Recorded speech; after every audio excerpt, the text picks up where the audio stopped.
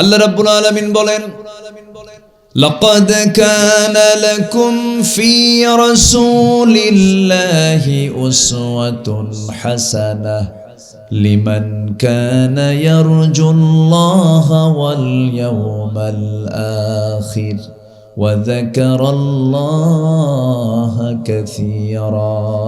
জোরে বলুন আল্লাহু আকবার। তোমাদের জন্য উত্তম আদর্শের বাস্তব নমুনা কেউ নন, একজন ব্যক্তি মুহাম্মদ সাল্লাল্লাহু আলাইহি ওয়াসাল্লাম। চরিত্র খুঁজতে গেলে এক ব্যক্তি যথেষ্ট আমাদের জন্য। আমাদের এই মহান ব্যক্তিকে যদি আমরা ধরতে পারি, কোন স্টেশন আমাদের আটকা পড়তে হবে না। কবর নামক স্টেশন, মিজান নামক স্টেশন, পুলসিরাত, হাউজে কাউসার, আখিরাত, বিচার দিবস, সব জায়গায় যে মানুষকে লাগবে, যে মহামানবের প্রয়োজন হবে, তিনি হচ্ছেন মুহাম্মদ সাল্লাল্লাহু আলাইহি ওয়াসাল্লাম। রাসূলকে ছাড়া কোনো উপায় নাই, এবং তার আদর্শ লালন না করলে আল্লাহকেও পাওয়া যাবে না। আল্লাহ শর্ত জড়িয়ে দিয়েছেন, ঠোঁট মিলিয়ে মিলিয়ে, খুব কমন আয়াত, ঘরের আয়াত, পকেটের আয়াত। আমার সঙ্গে ঠোঁট মিলিয়ে বলুন, ইন কুনতুম তুহিব্বুনাল্লাহা ফাত্তাবিউনি ইউহিব্বুকুমুল্লাহ ওয়া ইয়াগফির লাকুম যুনুবাকুম ওয়াল্লাহু গফুরুর রহিম। জোরে বলুন আল্লাহু আকবার। কি মুহাম্মদ সে ওয়াফা तूने तू हम तेरे है, ये है जहां चीज है क्या लौह कलम तेरे है। मुहम्मद के যদি ভালোবাসো, ভালোবাসা পাবে আমার। লৌহ কলম লুভিবে তোমরা, মাটির পৃথিবী সেকোন ছাড় সব পেয়ে যাবে। রাসূলকে মোহাব্বত করতে হবে, প্রাণের চেয়ে বেশি প্রিয় মনে করতে হবে। রাসূলকে চেতনায় রাখতে হবে, ভাবনায় রাখতে হবে, সব জায়গায় তাকে প্রাধান্য দিতে হবে। আমার বন্ধুগণ, রাসূলের জীবনের যত চরিত্রের সৌন্দর্য ছিল, এর মধ্যে এক নম্বর চরিত্র ছিল, তিনি ছিলেন সত্যবাদী। তার নাম যদিও মুহাম্মদ আহমদ, আরেকটা লাকাব ছিল, আরেকটা উপনাম ছিল। তার নাম কি বলেন? বলেন তার নাম কি? আল আমিন। এটা আরবের কুরাইশদের দেওয়া লাকাব, আল আমিন, সত্যবাদী, আমানতদার তিনি ছিলেন। কিন্তু যদি প্রশ্ন করা হয় জাতিগতভাবে, যদি আমার দেশের মানুষকে নিয়ে যদি জরিপ করা হয়, আমার দেশের অধিকাংশ মানুষগুলো সত্য কথা বলে না মিথ্যা কথা বলে? হাসা না মিছা? একটু বলেন না, একটু কথা বলেন। কি বেশি কথা? আমাদের দেশের মানুষ বেশি কথা কোনটা বলে, সত্য না মিথ্যা? মিথ্যা, খুব মিথ্যা কথা বলে। একটা জিনিস বিক্রি করতে নিয়ে কত যে কৌশল। যদি পল্টনে যান, গুলিস্তানে যদি আপনি কোনো একটা গেঞ্জিও কিনতে যান, হয়তো একটা প্যান্ট কিনবেন অথবা একটা গেঞ্জি কিনবেন, বিপদ না নিরাপদ? কন্ত শুধু কি বিপদ? দাম বলবেন কেমনে? আপনি দাম বলা মাত্রই আপনার কিনতেই হবে, উপায় নেই।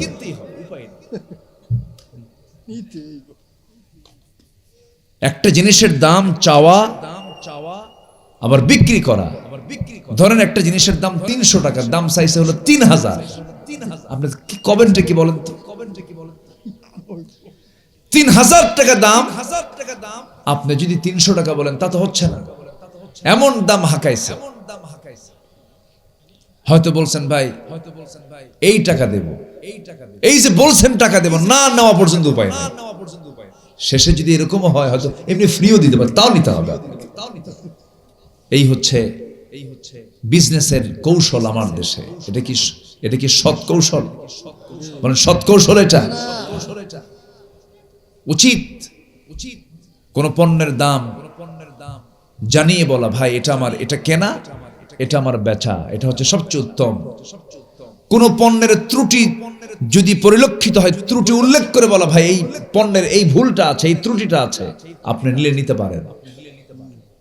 এরকম ব্যবসায়ী তো বাংলার ঘরে ঘরে আছে। হ্যাঁ, আছে না? কি দশা, কঠিন সিচুয়েশন। আমার রাসূল বলেছেন, একজন সৎ ব্যবসায়ী এবং আমি রাসূল জান্নাতের মধ্যে একসাথে অবস্থান করব। কোন ব্যবসায়ী? ইয়াবা ব্যবসায়ী। ইয়াবা, হ্যাঁ, ইয়াবা ব্যবসায়ী। আমি 2018 সালে এই উঠে কেন হলো? এই কি সমস্যা? কি চাচা? এই হঠাৎ করে রাগ করতেছেন নাকি আপনারা? একটু বসেন। আবার আসবেন না? আচ্ছা ঠিক আছে, বসেন। না আবার ইয়াংও দেখলাম দুটো গেল, ওই যে বসেন। আমার একটা তবিয়ত কি জানেন? কেউ যদি উঠে চলে যায় মাহফিলের সামনে থেকে, আমি আলোচনা হারায় ফেলি, আমি আলোচনা খুঁজেই পাই না। এটা বসেন। এখানে বসে যদি আপনার সামনে থেকে যদি কেউ যায়, আলোচকের একটা করে বুকের তার ছিঁড়তে থাকে, কষ্ট হয়। একটু বসেন না ভাই, আমি তো মেহমান, মেহমানকে সম্মান করতে হয় না? একটু ভাঙ্গা চূড়া হলেও তো মেহমান, তো একটু বসেন। বসেছেন যখন বরকত পাবেন, এখান থেকে কোনো বরকত শূন্য হবেন না। গুনাহ মাফ হবে, ফেরেশতারা দোয়া করুন, আল্লাহ কবুল করুন, জোরে বলি আমিন। তো 18 সালে আমাকে গ্রেফতার করেছিল বিগত রহমতের সরকার। কি বলবো আর। তো ধরে আমারে থানায় চালান দিল, থানায় নিয়ে গেল। সভাপতি সাহেব আমার দিকে তাকায়া, কি বলে, পুলিশ আমার দিকে তাকায়, একবার তাকায়, মাথা নিচু করে আছে, লজ্জায় কথা বলে না। ওই যে মাথা নিচু করে আছে রুকুর হালতে, কোন আওয়াজ দেয়। বললাম ভাই কথা কর। হুজুর কি বলবো, বদ্দুয়া দিয়েন না হুজুর। তো বললাম বদ্দুয়া দেব না, এই ভয় ঠিকই করেন, ধরে আনলেন কেন? হুজুর বাল বাচ্চা আছে, চাকরি বাঁচান তো ফরজ। বললাম ইমান বাঁচান তো নফল। আমারে চালান দিয়ে দিল কোর্টে, চলে গেলাম। জজ আমার দিকে তাকায় বলে, এনারা ধরে আনছে কারা? এটা কোনো আসামি হলো নাকি? মানে ওনার এরকম একটা ভাবসাব। মামলার ধারার দিকে তাকায় দেখে এই মামলায় জামিন দিলে তো আমার চাকরি নেই, জামিন অযোগ্য মামলা। জজ কোর্টে কোনো জামিন হবে না, নিম্ন আদালতে হবে না। মানে এমন আসামি যে দেশ শেষ করে ফেলছে আমরা, বুঝলেন? দিয়ে দিল চালান, দিয়ে দিল কোর্ট থেকে প্রিজন ভ্যানে করে, হ্যান্ডকাফ লাগায়া যদি দৌড় মারি, বুঝলেন? এগুলোই করছে ওরা। দেখতাম আর হাসতাম যে এগুলো কি হচ্ছে। আখির জামানা এমন একটা সময় আসবে, মানুষকে হত্যা করা হবে, যাকে হত্যা করা হবে সে জানবে না আমাকে কেন হত্যা করা হবে। জেলখানায়, কোর্ট জেলখানার মূল গেট দিয়ে আমাকে ঢুকানো হলো। ঢুকলাম, ঢুকিয়ে দেখে এক বুড়া চাচার সামনে দাঁড়ানো। বুড়া চাচা আমার দিকে তাকায়, সালাম একখান দিয়া খুব খুশি, আমাকে জড়ায় ধরে বলে, হুজুর আপনি জেলখানায় ঢুকলেন, খুব খুশি হলাম। তো বললাম জেলখানায় ঢুকলে কি খুশি হয়? বলে হুজুর মাহফিলে যাই, এত চেষ্টা করছে আপনার মাহফিলে আপনার সঙ্গে পড়ে একটু মোসাফা করব, একটু সালাম বিনিময় করব, কপালে জোটে না, আল্লাহ মিলাই দিছে হুজুর। দোয়া করে আল্লাহ তাআলা আপনাকে জেলখানায় রাখুন।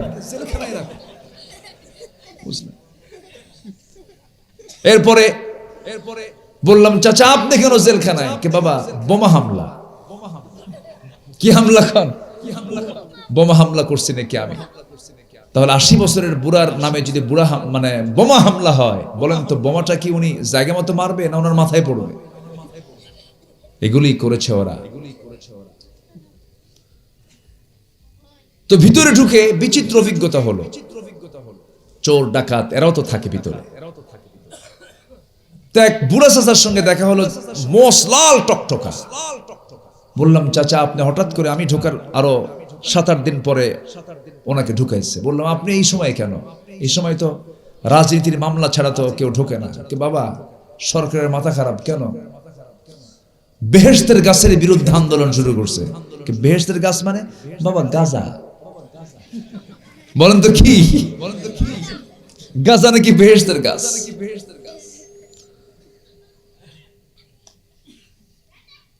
আমার ওয়ার্ডে আমি যেই রুমে থাকতাম সেই রুমে একজন এরকম একজন আসামি, ওনার মামলা হচ্ছে ইয়াবা মাদকের মামলা।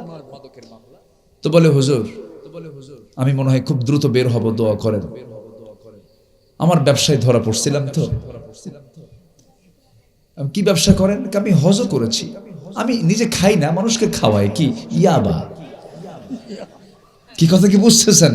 মানে সে ভাবতেছে এটা আমার ব্যবসা, কোনো সমস্যা নাই, আমি তো খাই না, আমি মানুষকে খাওয়াই। চিন্তাটা দেখেন। বলেন তো আমরা কি জাতিগতভাবে ভালো হতে পেরেছি? বলেন তো ভালো হতে পেরেছি? আল্লাহ রাব্বুল আলামিন বলেন সূরাতুল আহজাবের শেষ দিকে আল্লাহ রাব্বুল আলামিন বলছেন ৭০ নম্বর আয়াত, যা দিয়ে শুরু করেছি, ইয়া আইয়ুহাল্লাযীনা আমানু তাকুল্লাহা ওয়া কুলু কাওলান সাদীদা يصلح لكم أعمالكم ويغفر لكم ذنوبكم ومن يطع الله ورسوله فقد فاز فوزا عظيما جرب الله أكبر আল্লাহ রাব্বুল আলামিন বলেন তোমরা আল্লাহকে ভয় করো এবং মুখ থেকে যে কথা বলবে সোজা সাপটা কথা বলবে, ইনি বিনি হিকমত করে প্যাঁচ লাগা হিকমতের নামে মিথ্যা কথা বলবা না, স্ট্রেট ফরওয়ার্ড হবা, স্ট্রেট কথা বলবা। যদি সত্য কথা বলতে পারো, সোজা সাপটা কথা যদি বলতে পারো, আল্লাহ বলছেন পুরস্কার হলো তোমার ভুলভাল যে আমলগুলো ছিল আমি আল্লাহ নিজে ঠিকঠাক করে দেব। জোরকান সুবহানাল্লাহ। তোমার যে ভুলগুলো ছিল আমি আল্লাহ নিজে ঠিক করে দেব, আমি তোমাকে পাশ করে দেব। জোরকান সুবহানাল্লাহ। ইউসলিহ লাকুম আ'মালাকুম, আমি তোমাকে পাশ করে দেব, ঠিকঠাক করে দেব। আল্লাহু আকবার। সত্যের পুরস্কার কি? as-sidq yunji wal kidb yuhlik, as-sidq yahdi ila al-jannah, সত্য মানুষকে জান্নাতে পৌঁছায় দেয় আর মিথ্যা মানুষকে জাহান্নামের দিকে নিয়ে যায়। আমরা 54 বছর যে নেতৃত্ব দেখেছি সব মিথ্যা নেতৃত্ব দেখেছি। এগুলো নেতৃত্বে আর এই ফাঁদে আর পা দেব না।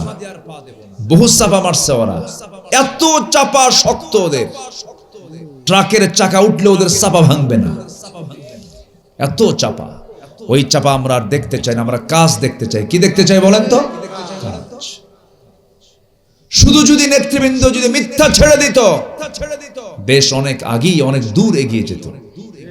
এত মিথ্যা কথা বলছে আর ভিতর দিয়ে দেশের টাকা বাইরে পাচার করেছে। রাজনীতি যদি করতে হয় আপনাদের, পাচারকৃত টাকা ফেরত এনে রাজনীতি করুন। আস্তে কোন কেন? আস্তে কোন কেন? 54 বছরে যে নবীর চারিত্রিক সনদ আল্লাহ তাআলা নিজে দিয়েছেন। আল্লাহ তাআলা নিজে বলেছেন ওয়াইন্নাকা লাআলা খুলুকিন আযীম, এবং রাসূলকে বলা হয়েছে মা কানা মুহাম্মাদুন আবা আহাদিম মির রিজালিকুম ওয়ালাকিন রাসূলুল্লাহ ওয়া খাতামান নাবিয়্যিন। আমার নবী হচ্ছেন সর্বশেষ নবী, প্রাসাদের সর্বশেষ লাগানো ইট উনি। ওনার পরে আর কোন নবী পৃথিবীতে আসবে না। অথচ আমার নবীর পরে ভণ্ড নবুয়তের দাবিদার মির্জা গোলাম মোহাম্মদ কাদিয়ানী, ব্রিটিশদের তৈরি করা এক ফিতনা, সেই ব্রিটিশদের তৈরি করা ফিতনা, সেই কাদিয়ানীর অনুসারীরা আমার দেশে বুক উঁচু করে ব্যবসাও করছে, রাজনীতি করছে, নেতৃত্ব দিচ্ছে। আমরা যুগের পর যুগ আমরা আন্দোলন করে এসেছি। কাদিয়ানীরা অন্যান্য ধর্মের মানুষের মতো, এদের ভিন্ন ধর্ম, এরা কাফের। আস্তে কোন কেন? আস্তে কোন কেন? ওদেরকে ওদের ভণ্ড নবী মেনে নেওয়া মানে কি? আমার রাসূলকে অস্বীকার করে ফেলা। আজ পর্যন্ত মুসলিম শাসকরা ক্ষমতায় ছিলেন, কিন্তু কেউ তাদেরকে কাফের ঘোষণা করেনি। আজ ঢাকার রাজপথ থেকে সমস্ত উলামারা এক হয়ে এক মঞ্চে দাঁড়িয়ে ব্রিফ করেছেন তাদেরকে কাফের ঘোষণা দিতে হবে রাষ্ট্রীয়ভাবে। সম্মানিত ভাইয়েরা, সম্মানিত বন্ধুগণ, কিন্তু ঘোষণা করবে কারা? ঘাপটি মারা কিছু নাস্তিক এখনো আছে না নাই? আসতে বলবেন না আছে না নাই? সবগুলোকে আমাদের ঢেলে সাজাতে হবে ইসলাম দিয়ে। সামনের দিন আমরা ইসলামকে দিয়ে দেশ সাজাতে চাই। রাজি আছেন তো ইনশাআল্লাহ? এর জন্য চরিত্রকে সুন্দর করার জন্য এক চরিত্রের দিকে ফিরে যেতে হবে। তিনি হচ্ছেন মুহাম্মদ সাল্লাল্লাহু। তিনি সত্যবাদী শুধু ছিলেন না, জীবন একটা মিথ্যা কথা অথবা কৌশল করে, হিকমত করে, কৌতুক করে একটা মিথ্যা তিনি কখনো বলেন নাই। জোরে কোন সুবহানাল্লাহ। এমনকি আমার নবীজি বাম দিকে তাকানোর প্রয়োজন আর চোখে তাকান নাই, গোটা বডি ঘাড় ঘুরিয়ে নিয়ে বাম চোখে তাকিয়েছেন, বাম দিকে তাকিয়েছেন। এত সরল তিনি ছিলেন। ডান দিকে তাকাতেন আর চোখে কখনো তাকান নাই, গোটা বডি ঘুরে সেই দিকে তাকাতেন।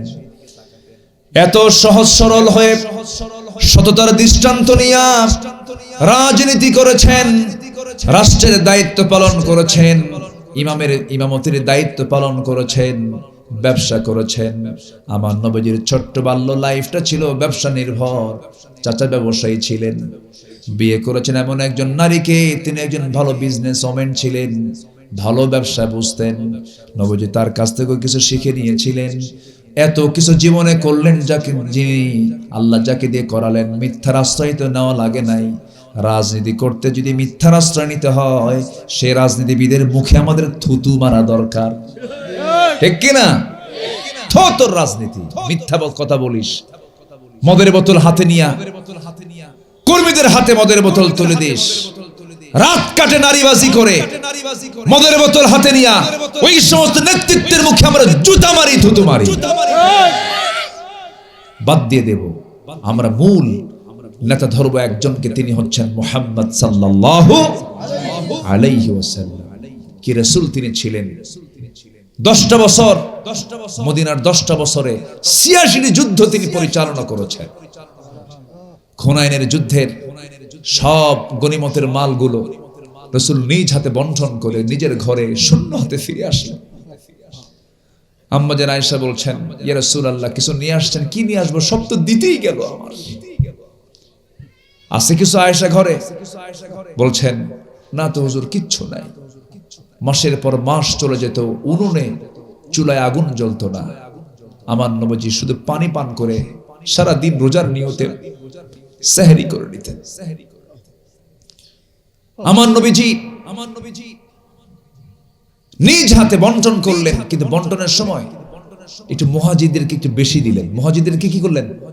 বেশি দিলেন। এখন মানুষ তো মদিনার আনসার সাহাবীরা তারা ভাবলেন রাসূল নিজের দেশের মানুষগুলোকে এত প্রাধান্য দিলেন। এরকম চিন্তা আসে কিনা বলেন তো একটু? মানুষ মাত্র আসে কিনা বলেন? আসে, কিন্তু আসে। আমার নবীজি শুনতে পেলেন যে সাহাবীদের মধ্যে এই জাতীয় কথা চলতেছে। আমার নবীজিকে নিয়ে তারা এমন জাতীয় মন্তব্য করছে যে গনিমতের মালগুলো সব মুহাজিররা পেল, আনসাররা পেল না, মদিনার সাহাবীরা পেল না। কেউ কেউ বলেই ফেললেন, আল্লাহর কসম, রাসূল নিজ কওমের সঙ্গে মিশে গেছেন। এমন জাতীয় কথা যখন নবীর কানে এলো, রাসূল কি ধৈর্যহীন নেতা ছিলেন নাকি? উচ্ছৃঙ্খল ছিলেন নাকি? রাগলেন না, খেপলেন না। ঈমানের দৃঢ়তা দেখেন। আমার নবীজি ভাষণ দিলেন, সবাইকে সামনে রেখে, আনসার মুহাজিরদেরকে সামনে রেখে বলছেন, ইয়া মা'শারাল আনসার আওয়াজাতুম ইয়া মা'শারাল আনসার ফি আনফুসিকুম ফি লাআতিন মিনাদ দুনিয়া তাল্লাফতু বিহা কওমান লিয়ুসাল্লিমু ওয়া আকালতাকুম ইলা ইসলামিকুম আলা তারদাউনা ইয়া মা'শারাল আনসার আন ইয়াযহাবান নাসু বিশ-শাতি ওয়াল বাঈর ওয়া তারজিউ বিরাসূলিল্লাহি সাল্লাল্লাহু আলাইহি ওয়াসাল্লাম ইলা রিহালিকুম।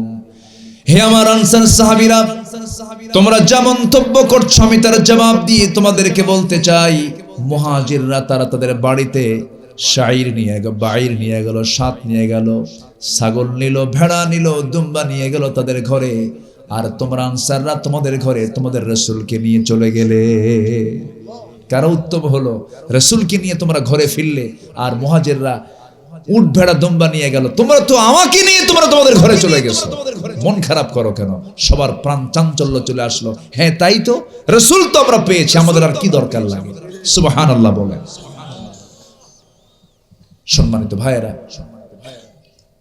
আমার নবীজির যে নেতৃত্ব, এই নেতৃত্ব আমাকে আপনাকে মানার দরকার আছে না নাই বলেন তো? এক জায়গায় না সব জায়গায়, এক জায়গায় না সব জায়গায়, সব জায়গায় মানতে হবে। আমার নবীজি জীবনে কখনো মিথ্যা কথা বলেন নাই, আমারও মিথ্যা কথা বলা যাবে না। কখনো কাউকে রূঢ় ভাষায় কথা বলেন নাই, আমারও রূঢ় ভাষা প্রয়োগ করা যাবে না। আমার রাসূল কখনো প্রতিশোধ পরায়ণ ছিলেন না, আমারও প্রতিশোধ পরায়ণ হওয়া যাবে না।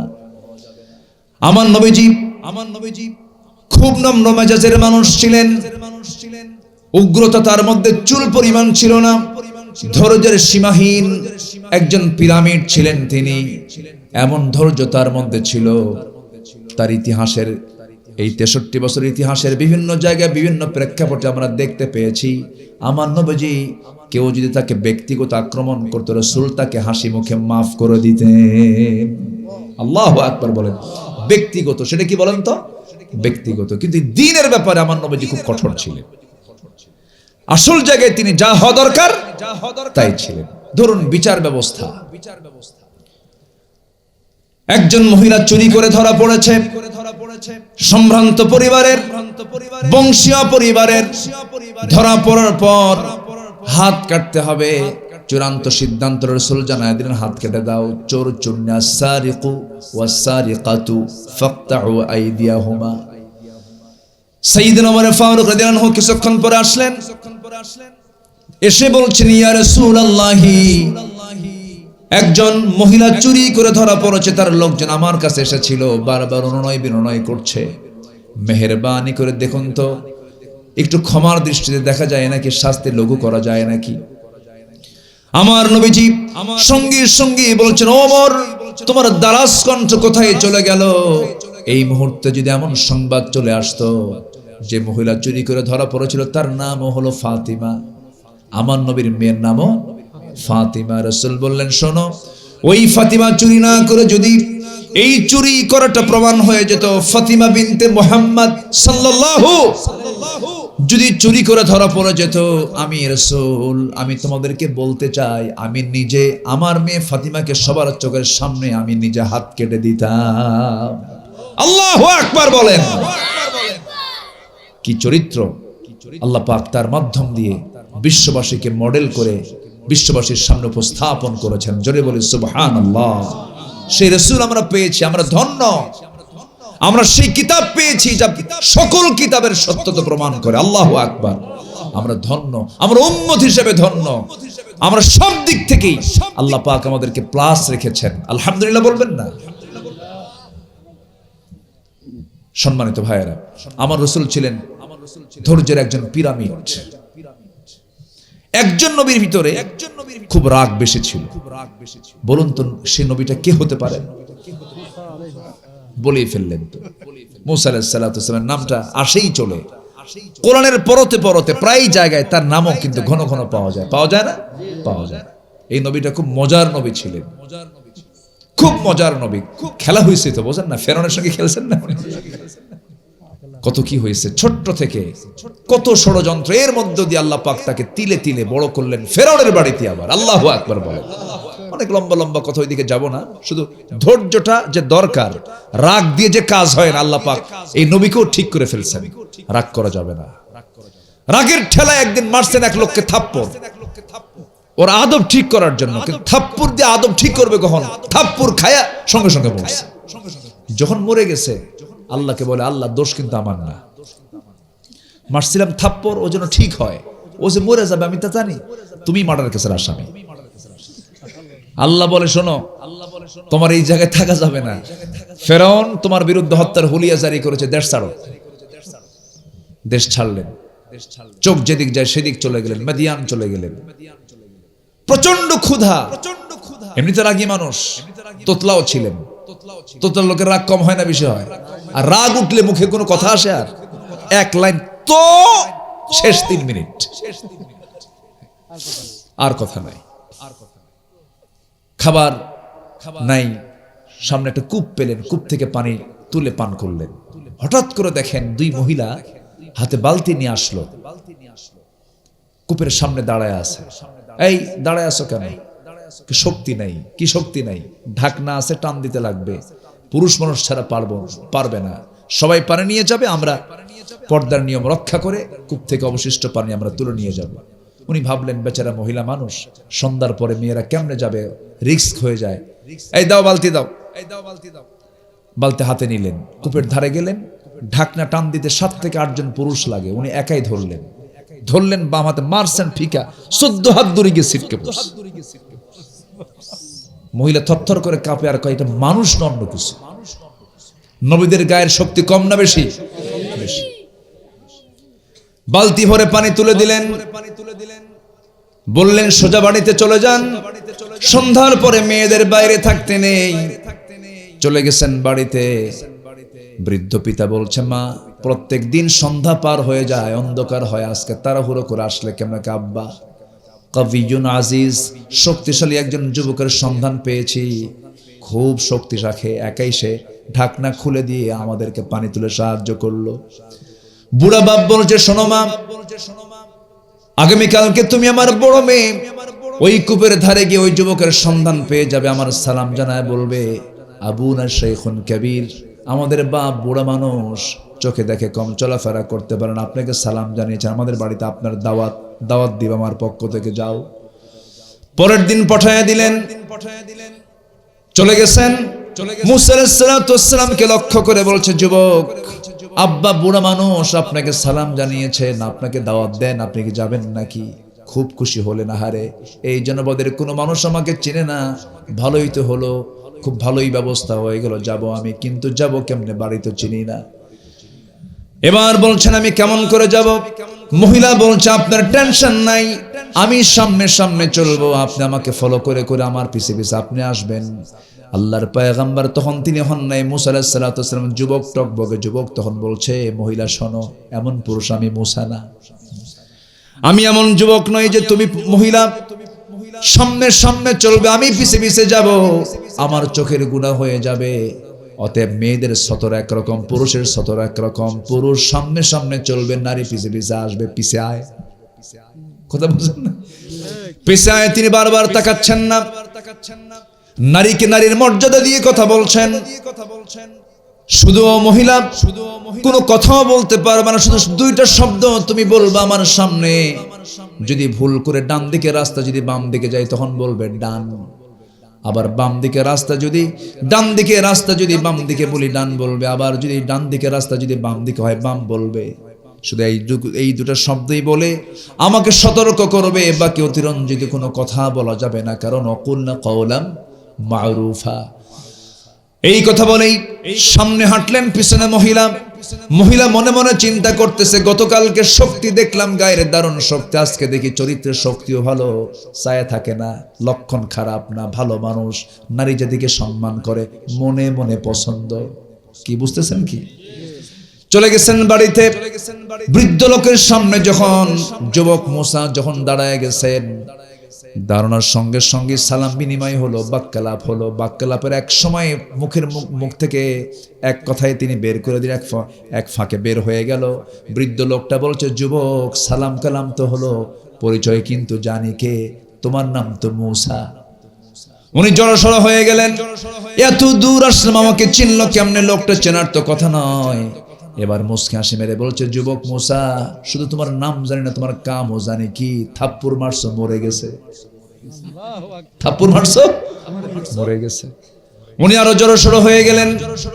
এবার বলছেন শোনো মুসা, কি চিন্তা করো, টেনশন করো না, আমাকে বুড়া মনে করতেছো, কিন্তু সাধারণ বুড়া আমি নই। এই মাদিয়ানবাসীদের মধ্যে বহু বুড়া আছে, সব বুড়ার মধ্যে আমি স্বতন্ত্র বুড়া।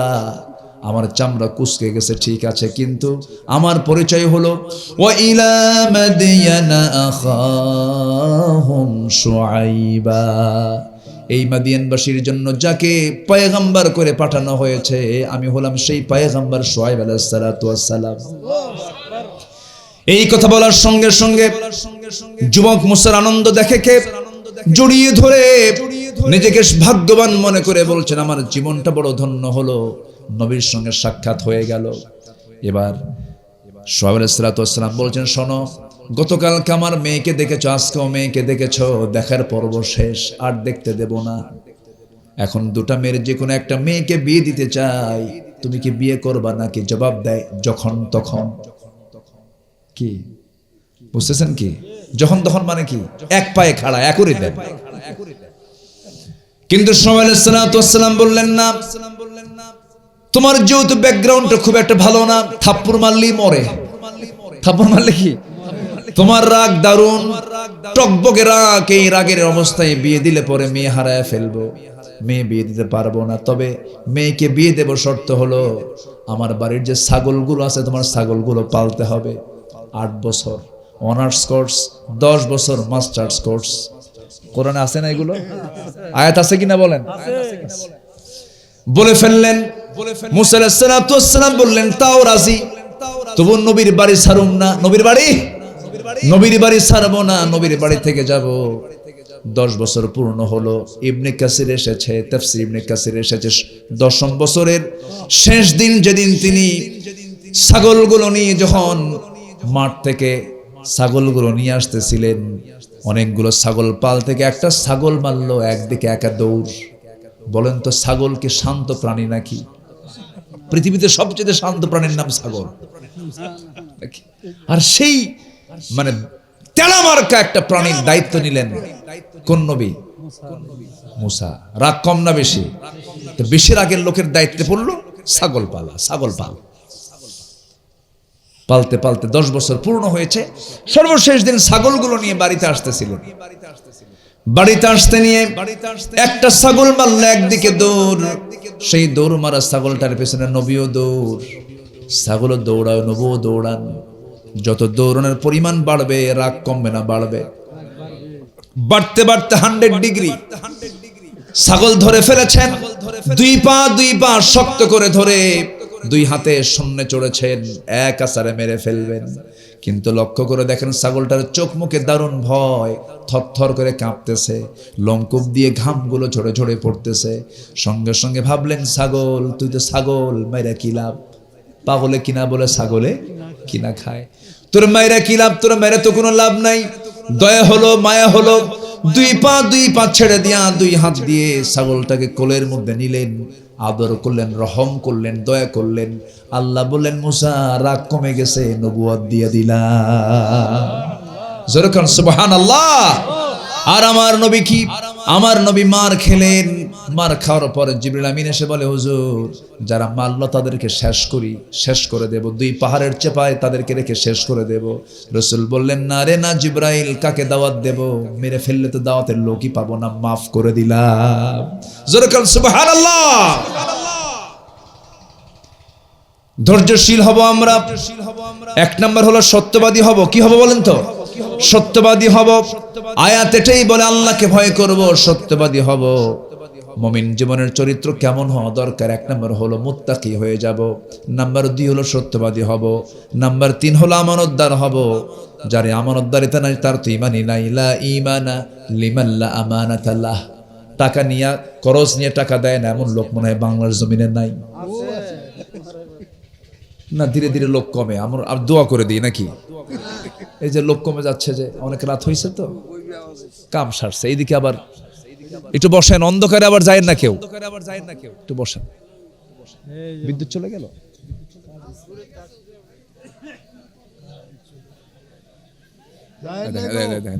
কি করে মানে অন্ধকারে হুজুর দেখে না? ঘটনা কি? এই সময় গেল এত সুন্দর আলোচনা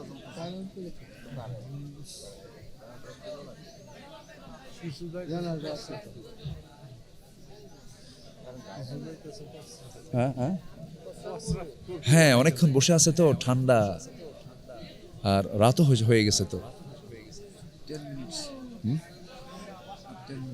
10 মিনিটস ইনশাআল্লাহ। এই বসেন বসেন বসেন বসেন বসেন বসেন। এগুলো হয় মানে সুযোগ পাইলে মানুষ। কি বিদ্যুৎ নাই? জেনারেটর নাই, জেনারেটর নাই কোথায়?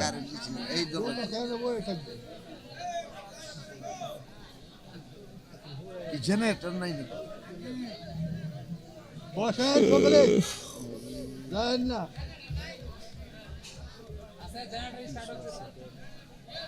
বসি ভাই বসি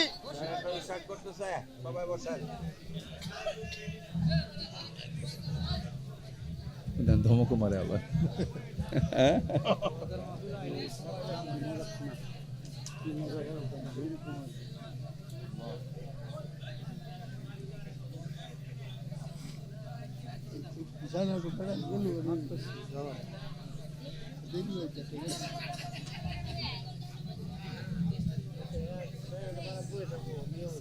আলোচনা ঠিক আছে তো? আলোচনা ঠিক আছে তো? হ্যাঁ সেরকম মশলের রুম দাঁড়ায় আলহামদুলিল্লাহ। সেরকম বাঙালি কি বুঝে বুঝে না, রাত হয়েছে তো, মানুষের বিশ্রাম থাকে না। এতক্ষণ বিদ্যুৎ আসে না, জেনারেটর চালু করেন।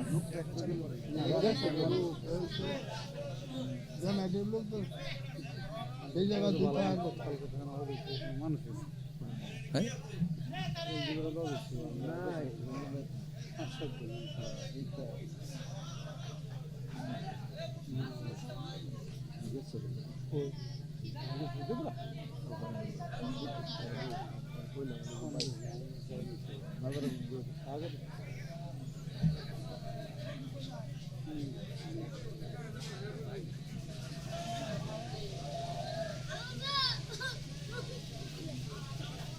দেখি চলে তো ওয়াজ তো এখন, কাম হয়ে গেছে গা বসেন ওয়াজ তো এখন ও করবো সে আওয়াজ।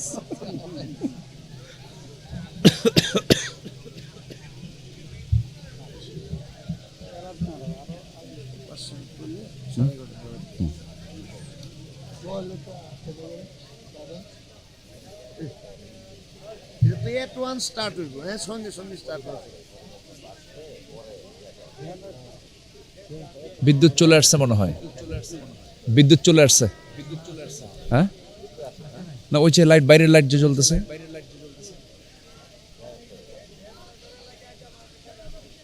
বাইরের লাইট চলতেছে তো আমার মনে হয় বিদ্যুৎ চলে আসছে।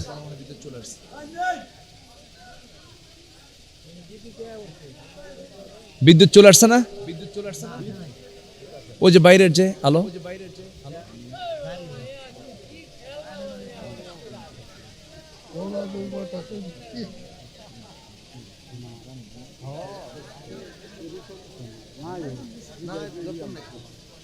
বিদ্যুৎ তো যায় না না?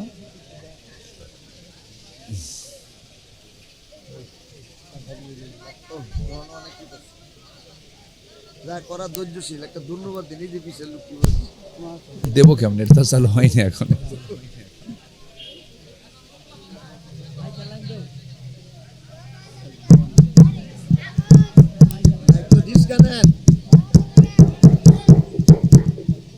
জি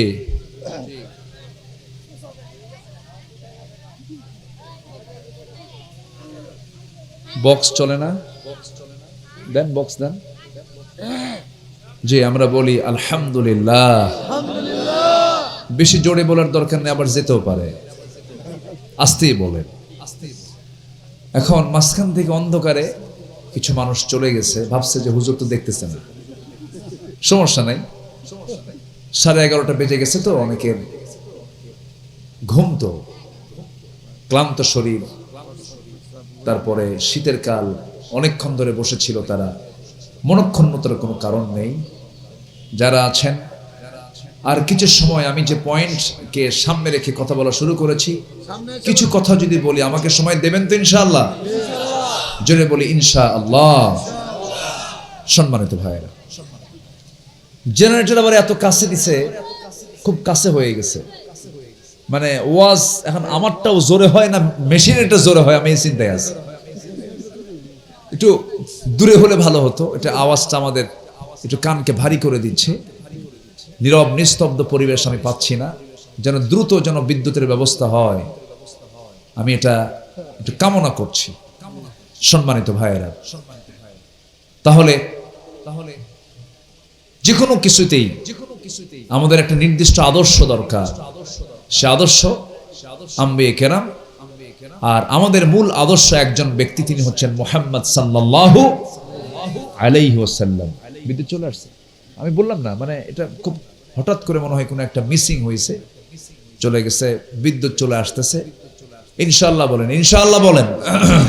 সম্মানিত ভাইয়েরা, তো যারা মুমিন হবে তাদের চারিত্রিক গুণ হবে, এক নম্বর হলো তারা মুত্তাকি হবে, নাম্বার 2 হলো তারা সত্যবাদী হবে, নাম্বার 3 তারা হবে আমানতদার।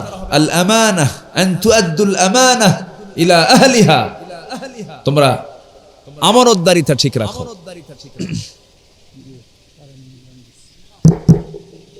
আমানতদারিতা ঠিক রাখো। এবং মুমিনদের যতগুলো গুণ আছে এর মধ্যে শ্রেষ্ঠ গুণের মধ্যে একটা অন্যতম গুণ হচ্ছে তারা আমানতদার হবে। ওয়াল্লাযীনা হুম লিআমানাতিহিম ওয়া আহদিহিম রাউন, তারা আমানতদার হবে এবং ওয়াদা রক্ষাকারী হবে। জবান উল্টাবে না, সব শেষ হবে, জবানের কোনো হেরফের হবে না। ঈমানদাররা কথা বলে কয় জবানে? এক জবানে। ঈমানদার কখনো 2 জবানে কথা বলে না। কিন্তু কিছু কিছু লোক আছে যারা সামনে একরকম পিছনে আরেক রকম, একই ব্যক্তিকে সামনে বলে ভাই আর আড়াল হলেই বলে হারামজাদা। আছে কিনা বলে? আছে।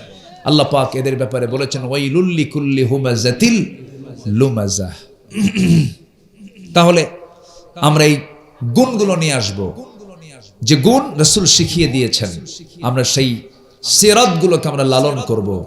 আমরা জন্ম বৃত্তান্ত নিয়ে যতটুকু চর্চা করি তার চেয়ে বেশি চর্চা করতে হবে হচ্ছে আমার রাসূলের সিরাত নিয়ে, যেন আমাদের ভিতরে এটা উপস্থিত হয়ে যায়।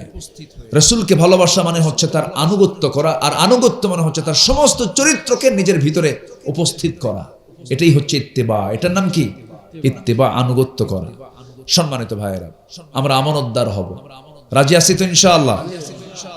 যেরকম আমানতটা কি দেখেন, আমানত এটা গুরুত্বপূর্ণ একটা বিষয়। সাইয়েদনা ওমর ফারুক রাদিয়াল্লাহু তাআলা আনহু হাতের মধ্যে রাষ্ট্রের পক্ষ থেকে 1 বোতল মধু আনলেন। 1 বোতল মধু আনলেন। সেই মধুর বোতল নিয়ে স্ত্রীর সামনে গিয়ে বলছেন, স্ত্রী সুন্দর করে এটাকে 5টা ভাগ করো, প্রতিবেশী 4 জন, আমরা 1 জন, মোট কটা ভাগ হলো? 5টা ভাগ। তো বোতল হস্তান্তর করার একটু পরেই বলছেন, আমার স্ত্রী থামো, তোমাকে মাপতে দেব না, তোমাকে ভাগ করতে দেব না, আমাকে বোতলটা ফেরত দাও। আচ্ছা, এরকম আচরণ যদি কোনো স্বামী তার স্ত্রীর সাথে করে, বলেন তো আমার আপনার বউ কি করতে পারে? মনে হচ্ছে আপনাদের সবার বউ মনে হয় রাবিয়া বস্রির মতো মনে হচ্ছে। হ্যাঁ, রাগ করতো? কিরকম রাগ করতো? 39 বছরের সংসার, আজ পর্যন্ত বিশ্বাস করতে পারলাম না, আমার জীবন শেষ। এটার ওয়াজ হতো একটানা 4 ঘন্টা, তাও থামতো না। কিন্তু সাইয়েদনা ওমর ফারুকের বউকে আমার আপনার বউয়ের মতো দিলেন। একটু তো মন খারাপ হবেই, মানুষ তো। বোতলটা নিয়ে চলে গেছেন প্রতিবেশীর কাছে। প্রতিবেশীর কাছে গিয়ে বললেন, 5টা ভাগ করো, 1টা ভাগ আমাকে দিয়ে দাও, বাকি 4 ভাগ প্রতিবেশীর মাঝে ভাগ করে দাও। তার অংশের মধুটুকু নিয়ে চলে আসলেন, স্ত্রীর সামনে দাঁড়ায় বলছেন, স্ত্রী আমার, আমি তোমাকে দারুণ ভালোবাসি, মোহাব্বত করি, কোনো সন্দেহ করি না। তোমার সঙ্গে আমার সংসার জীবন পরিচালনা হচ্ছে। আমি বিশ্ব চালাই, আমি রাষ্ট্র চালাই, তুমি আমার পরিবার চালাও। পরিবার থুয়ে দৌড় মারলে পরে আমি রাষ্ট্র চালাতে পারতাম না। বড় অবদান তোমার, আমি কৃতজ্ঞ তোমার কাছে। কিন্তু আমি তোমাকে মধু ভাগটা কেন করতে দিলাম না, এই জন্য করতে দেই নাই। এর কারণ হলো, এর হেতু হলো, আমি যদি তোমাকে মধু ভাগ করতে দিতাম সমান ভাগই ভাগ করতা, কিন্তু মধু তো তরল জিনিস। এই তরল জিনিস ভাগ করতে নিয়ে তোমার হাতে 1 ফোঁটা হোক, 2 ফোঁটা হোক, 3 ফোঁটা হোক মধু তোমার লেগে থাকতো। এতটুকুন মধু আমাদের ভাগে বেশি আসুক এটা চাই নাই মনে করে মধু ভাগের দায়িত্ব আমরা অন্যের কাঁধে চাপায়া দিয়েছি। যেরকম সুবহানাল্লাহ। আমানতদারিতা, পরহেজগারিতা, আমার বন্ধুগণ, বেছে বেছে চলবো আমরা দুনিয়াতে। একটা কদম যখন ফেলবো ফিকির করে চলবো, হারাম ঢুকলো কিনা, আমার দ্বারা কেউ কষ্ট পেল কিনা, আমার একটা আচরণে যদি কেউ কষ্ট পেয়ে যায় আল্লাহ তাও ধরে ফেলবেন। মুআমালাত যেন কখনো খারাপ না হয়, আচরণ যেন কখনো প্রশ্নবিদ্ধ না হয়। আমরা তো সেই নবীর উম্মত যে নবী ধৈর্যের পিরামিড ছিলেন, আমরা ধৈর্যশীল হব, জোরে বলি ইনশাআল্লাহ।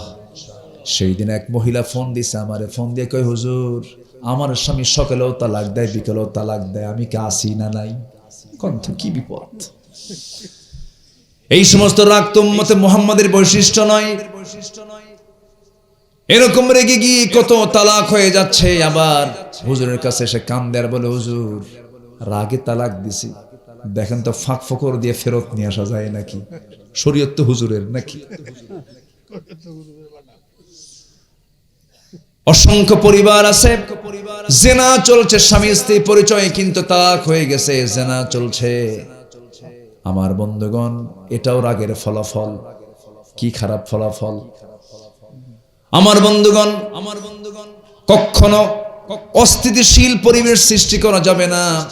ইমানদার হবে, ব্যক্তিত্ব সম্পন্ন, তার মার্জিত আচরণ হবে। আজকের মাহফিলে যারা আসছেন সবাইকে বলতে চাই, আমরা একটা চরিত্র ফলো করব, সেই চরিত্রের নাম হচ্ছে মুহাম্মদ সাল্লাল্লাহু আলাইহি ওয়াসাল্লাম। আমার বন্ধুগণ, নাম্বার 3 চলে গেল। নাম্বার 4 হলো তাওয়াক্কুল। মুমিন জীবনে মুমিন বান্দারা তাওয়াক্কুল করবে আল্লাহর উপরে। আল্লাহ ভরসা। রাশা বাঁচাবে, আমেরিকা বাঁচাবে, দিল্লি বাঁচাবে, কেউ বাঁচাবে না, আমাকে বাঁচাবেন একমাত্র কে? আল্লাহ। ক্যান্টনমেন্ট যেন বিট্রে না করে, আত্মীয় বসাইছে, এমপিদের মধ্যে যেন কোনো গোলমাল না হয়। 27টা এমপি নিজের আত্মীয়, সব জায়গায় নিজের লোকগুলো বসায় বসায় সব জায়গায় রাখার পরেও মামু বাড়ি দিল্লি চলে গেছে। সে ভাবছিল এগুলো আমার ভরসা, এগুলো আমার একমাত্র ভরসার জায়গা, দিল্লি আমাকে বাঁচাবে, ইন্ডিয়া আমাকে বাঁচাবে। কিন্তু আল্লাহ বলছেন না রে না, বাঁচাবার মালিক একমাত্র আমি আল্লাহ রাব্বুল আলামিন। ঠিক কি না? ইমানদারের সবচেয়ে বড় পুঁজি হলো আমার তাওয়াক্কুল থাকতে হবে কার উপরে? আল্লাহর উপরে। আল্লাহর উপরে। আল্লাহ হচ্ছেন আমার সবচেয়ে বড় আশা ভরসার স্থল। মুরব্বীরা প্রায় বলতেন মরা ছাড়া উপায় নাই, বলতো না প্রায়, মরা ছাড়া উপায় নাই। আল্লাহ কয় না, ওরে তাজা রেখেই দেখাবো যে পৃথিবীটা কেমন। আল্লাহু আকবার বলেন। জালিমদের পরিণতি আছে না নাই? বলেন তো আছে না নাই? আছে। এই জন্য আমরা ইমানদারদের সবচেয়ে বড় তৃপ্তির জায়গা হলো আমরা ভরসা করব কার উপরে? আল্লাহর উপরে। একটা ইতিহাস মনে পড়লো আমার। মুনাফিকরা তো সবসময় ষড়যন্ত্র করে, মুনাফিক তো আমার দেশে নাই মনে হয়। মুনাফিক আছে? আছে মনে হয়, আছে। নবীর পিছনে যে নামাজ পড়তো সে লোকটা মুনাফিক ছিল। নবীকে দেখে যদি মুনাফিক থাকে, আমার দেশে তো মুনাফিক খুঁজে পাওয়া যাবে না, অভাব নাই, বহু মুনাফিক। তাওয়াক্কুলটা কি একটু বুঝাই, একটু সময় নেই, নেই সময়, কষ্ট পাচ্ছেন না তো? ইন্নী দাউতু কওমি লাইলা ওয়া নাহারা। নূহ আলাইহিস সালাম বলেন আমি দাওয়াত দিই দিনে রাতে। নূহ আলাইহিস সালাম দাওয়াত দিয়েছেন দিনে রাতে 24 ঘন্টা। 900 বছর ইসলাম কবুল করছে 80 থেকে 90 জন। দাওয়াত কি ব্যর্থ ছিল? ফলাফল বউ কালেমা পড়ে নাই, ছেলেও কালেমা পড়ে নাই। লোক বেশি কম, এটা কোনো বিষয় না। আমি ঘোষের কান্দির এই জামে মসজিদকে আজকে আমি ফজরের নামাজে মসজিদ ভরা মুসল্লি আমি দেখতে চাই। রাজি আছেন? দেখেন আওয়াজ কিন্তু কিচ্ছু নাই। এই গ্রামে বাড়িকার হাত তোলেন দেখি, এই গ্রামে বাড়িকার না? মোটামুটি আছেন আলহামদুলিল্লাহ। দূরের লোকগুলো একটু চলে গেছেন, বসেন। আচ্ছা বলুন তো, আমি একটা প্রশ্ন করব, কোন ওয়াক্তে মানুষ বাড়িতে বেশি থাকে? বলেন কোন ওয়াক্তে? জোহরে, আসরে, মাগরিবে, এশায়? কোন ওয়াক্তে বলেন? সবচেয়ে কম মুসল্লি কোন ওয়াক্তে? কি কবেন? আলহামদুলিল্লাহ কবেন না নাউজুবিল্লাহ কবেন? বলেন। আচ্ছা, ঘোষের কান্দি গ্রামের মসজিদে ফজরের মুসল্লি বেশি না জুমার মুসল্লি বেশি? হ্যাঁ, জুমার মুসল্লি বেশি। আচ্ছা, দিন শুরু হয় জুমা দিয়া না ফজর দিয়া? রাগ করতেছেন মনে হয়।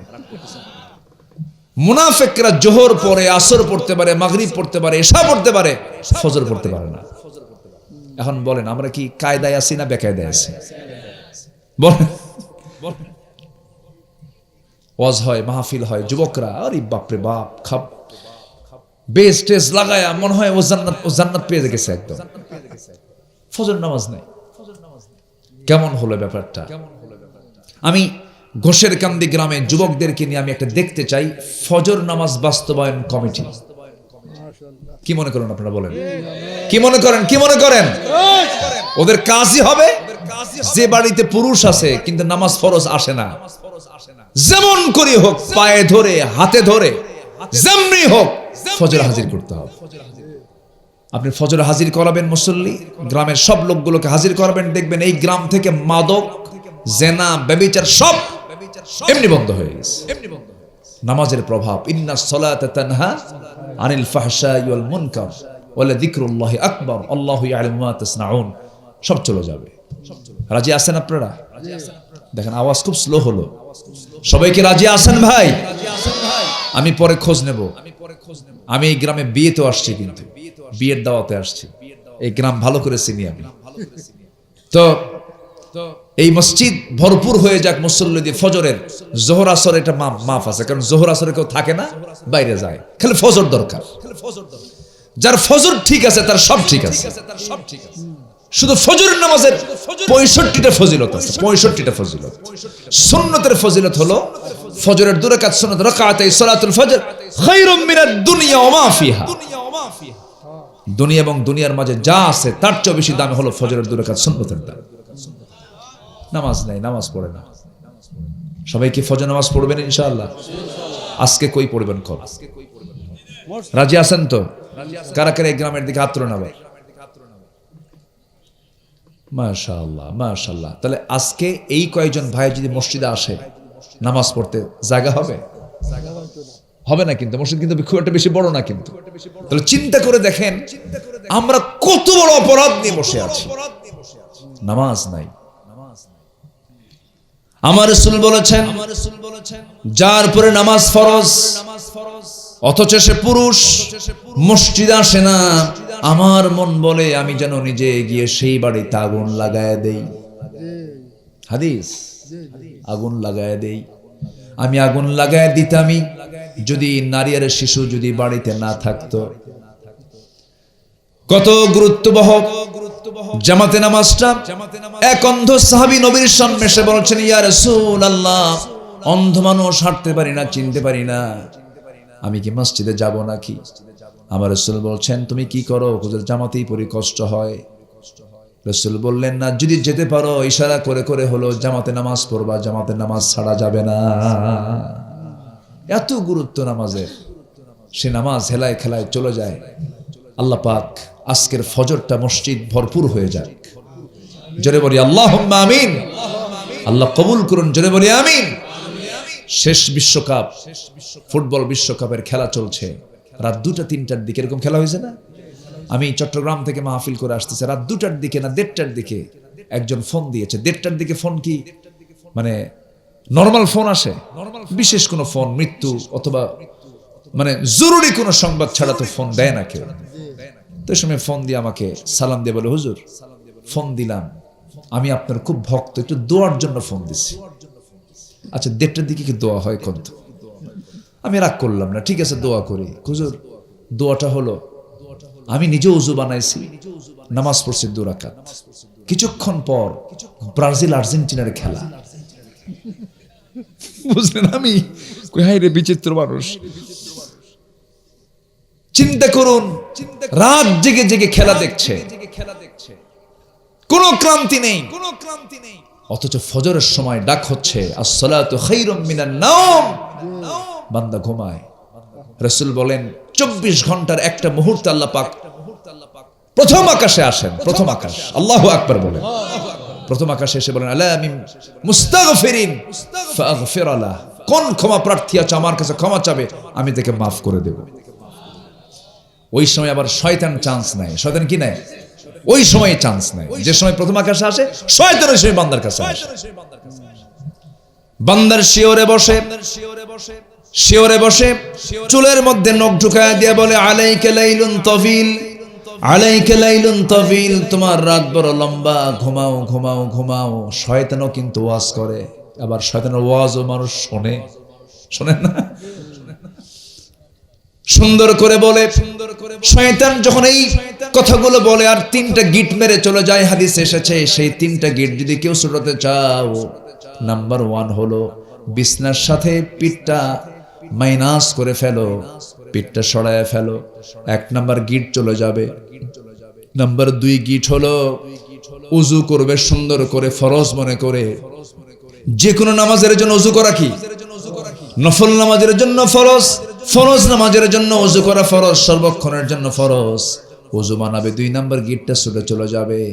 নাম্বার 3 হলো তুমি যখন পায়ে হেঁটে হেঁটে ঘোষের কান্দি বাঙ্গাল ভিটার মসজিদে যখন রওনা দিবা, মসজিদে নামাজে পড়বা, সালাম ফিরবা, 24 ঘন্টা শয়তান তোমাকে আর ওয়াসওয়াসা দেওয়ার সাহস পাবে না। বুরিকালি উম্মতি ফি বুকুরিহা, আমার উম্মতের বরকতময় সময় হলো সকালবেলা। সুবহানাল্লাহ বলেন।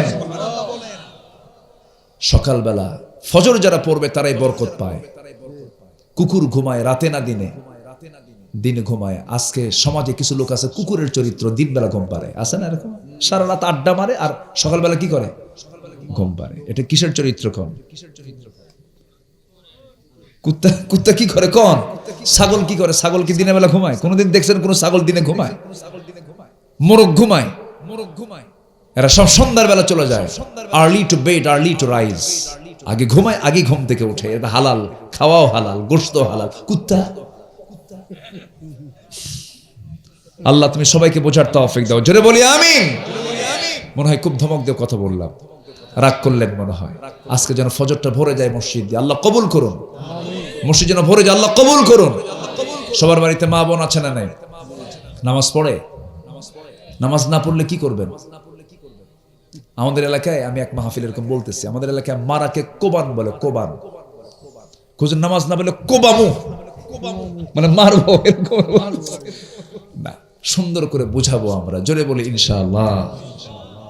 সুন্দর করে বুঝাবো, নামাজটা দিয়ে যেন পরিবার সাজানো থাকে। আল্লাহ কবুল করুন, জোরে বলি আমিন। 4 চলে গেল, অনেক কথা ছিল। নাম্বার 5 হলো ইখলাস থাকতে হবে। কি থাকতে হবে বলেন তো? ইখলাস। ইখলাস যার থাকে সে হলো মুখলেস। কোন মুখলেস? কাবাসিয়ার মুখলেস, কোরআনের মুখলেস হতে হবে। আল্লাহ রাব্বুল আলামিন বলেন, ওয়ামা উমিরু ইল্লা লিয়াবুদুল্লাহা মুখলিসিনা লাহুদ্দিন। জোরে বলুন আল্লাহু আকবার। নাম্বার 6 হলো আদালত, ন্যায় বিচার যেন ঠিক থাকে, এই চরিত্র আমরা আনবো। কুনু কাওয়ামিনা লিল্লাহি শুহাদা বিল কিসত। নাম্বার 7 হলো তওবা করা, ক্ষমা প্রার্থনা করা। এই চরিত্রগুলো আমাদের জীবনে আমরা উপস্থিত করে ফেলবো।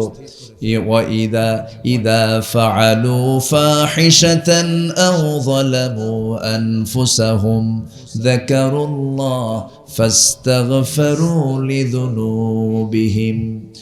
নাম্বার 8 হলো দয়াশীল হওয়া, সহানুভূতি নিজের ভিতরে জাগ্রত করা।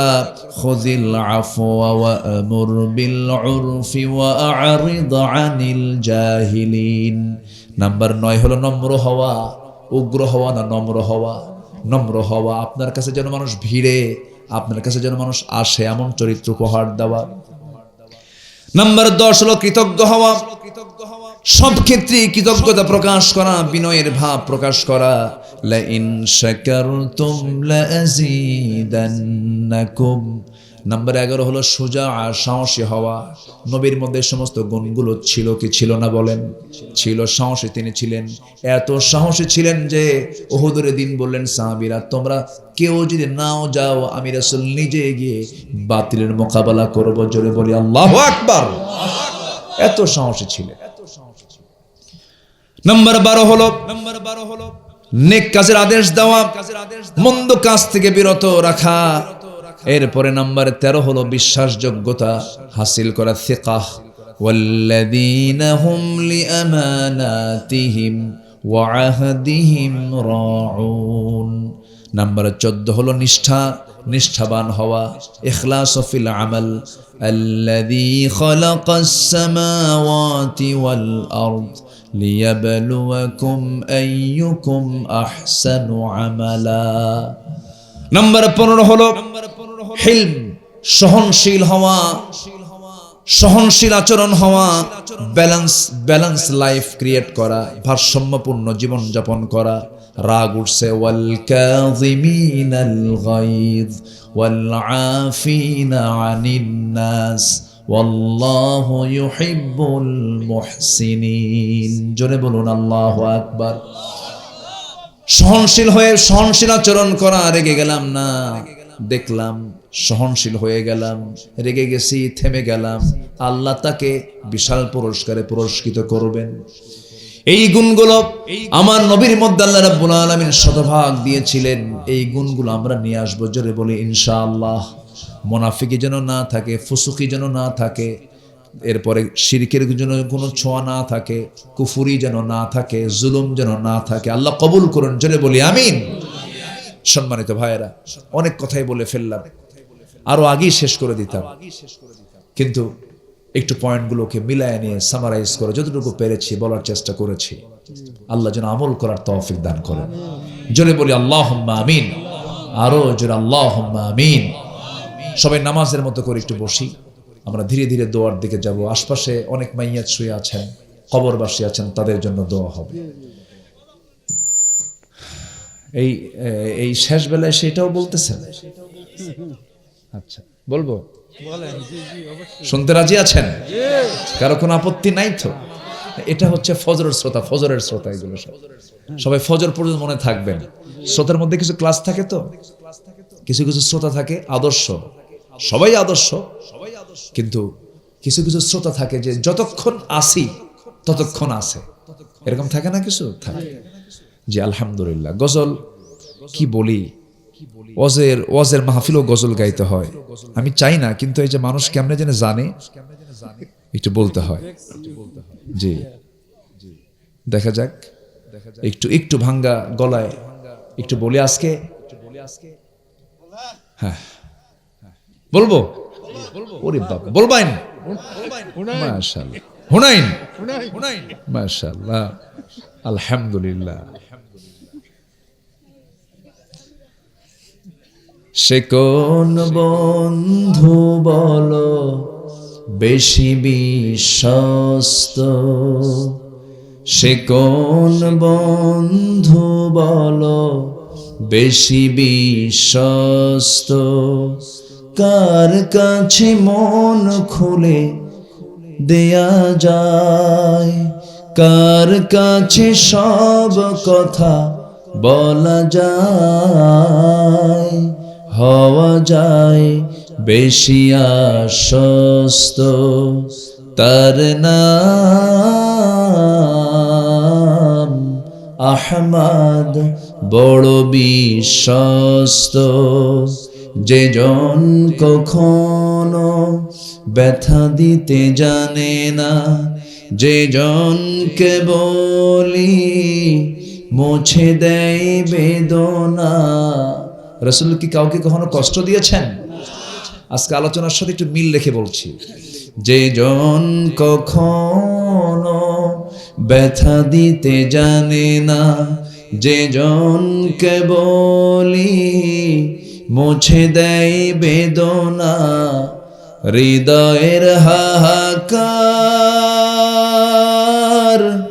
আপন করে নিতে আর কার বুক এত প্রশস্ত, তার নাম